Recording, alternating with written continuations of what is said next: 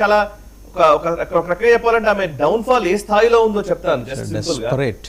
చాలా దారుణంగా. అంటే మమతా బెనర్జీ ఒక మూడు టర్మ్స్ కంటిన్యూస్ గా ఆమె ముఖ్యమంత్రిగా ఉన్నటువంటి వ్యక్తి. అండ్ ఇండీ బ్లాక్ నే ఆమె శాసించింది ఒక సందర్భంలో. అయితే అసలు రాహుల్ గాంధీని కూడా పక్కన పెట్టాలన్నట్టుగా మాట్లాడినటువంటి వ్యక్తి. అట్లాంటి వ్యక్తి వాళ్ళ సోనియా గాంధీ రాహుల్ గాంధీ పంచన చేరుతున్నటువంటి పరిస్థితి.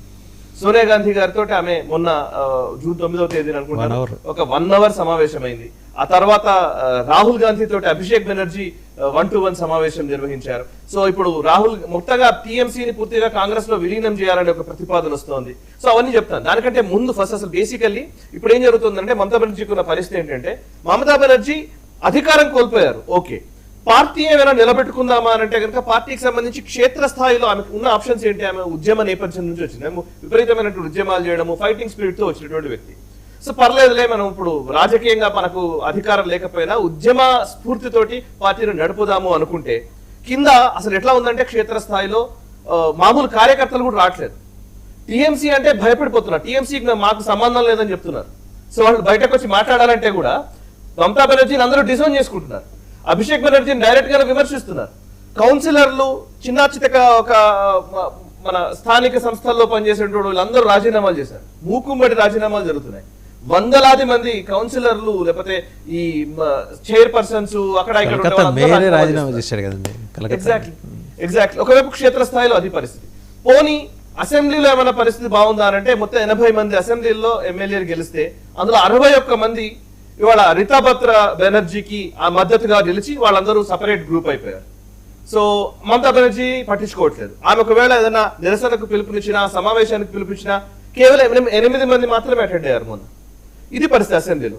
పోనీ లోక్సభలో ఏమైనా పరిస్థితి అంటే లోక్సభలో 20 మంది ఎంపీలు ఇవాళ బయటకు వెళ్ళిపోయిన పరిస్థితి. ఎన్సీపీఏలో మర్జ్ చేస్తున్నట్టుగా ప్రకటించారు. రాజ్యసభలో ముగ్గురు రిజైన్ చేశారు. రాజ్యసభలో ముగ్గురు రిజైన్ చేశారు. సుఖేందు శేఖర్ రాయ్ తో సహా మిగతా వాళ్ళందరూ రిజైన్ చేశారు.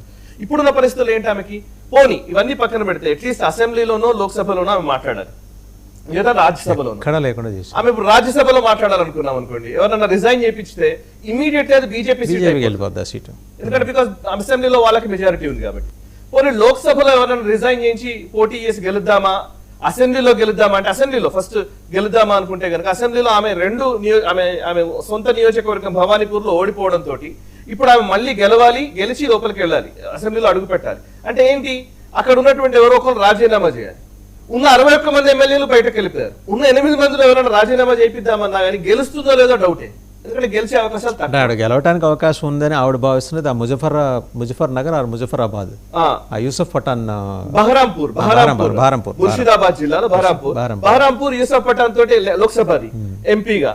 ఒకవేళ అక్కడ మేజర్ గా 60% 70% ముస్లిం పాపులేషన్ ఉంటుంది కాబట్టి గెలవడానికి అవకాశం ఉంది అనుకుంటే ఆ పర్టికులర్ బహరాంపూర్ నియోజకవర్గంలో యూసఫ్ పఠాన్ ఉన్నాడు. ఆ యూసఫ్ పఠాన్ ని రిజైన్ చేయమని చెప్పి రాహుల్ పంపించి మరి ఏదో నడిపించే ప్రయత్నం చేశారు, కానీ ఆయన ఒప్పుకోలేదు. ఆయన ఇప్పుడు 20 మంది ఎంపీలలో సంతకం పెట్టిన వ్యక్తి. ఆయన సంతకం పెట్టిన వాళ్ళు శత్రుఘ్న సిన్హా మళ్ళీ మన యూటర్న్ తీసుకుని నేను ఆయన విత్ మమతా బెనర్జీ అంటున్నాడు సార్. రెండు రకాలుగా మాట్లాడుతున్నారు. ఇప్పుడు ఇక్కడ సమస్య ఏంటంటే కొంతమంది శత్రుఘ్న సిన్హా ఉన్నా లేకపోయినా 20 మంది ఎంపీలు it makes no difference. So ఇప్పుడున్న పరిస్థితులు ఏంటంటే మమతా బెనర్జీకి ప్రాబ్లం ఏంటంటే ఆమె అసెంబ్లీలో అడుగు పెట్టలేరు. పోనీ లోక్సభలోకి వెళదామంటే లోక్సభలో కూడా అడుగు పెట్టలేరు. వన్స్ నీకు ఒక చట్టసభల్లోకి వెళ్లకుండా ఆమె రాజకీయాలు నడపడం చాలా కష్టం. స్ట్రీట్ ఫైటర్ కదా, వీధుల్లోనే పోరాటం. పోనీ వీధుల్లో పోరాటం చేద్దామంటే అక్కడ వీధుల్లో ఎవరు వచ్చే పరిస్థితి లేదు. ఎక్కడ కోడిగుడ్డతో కొడతారో అనే భయం ఉంది. ప్రజల నుంచే నిరసనలు వస్తున్నాయి. ఇదేదో బీజేపీ చేస్తుంది కూడా కాదు, అక్కడ ప్రజల నుంచే నిరసనలు వస్తున్నాయి, ప్రజలే దాడులు చేస్తున్నారు.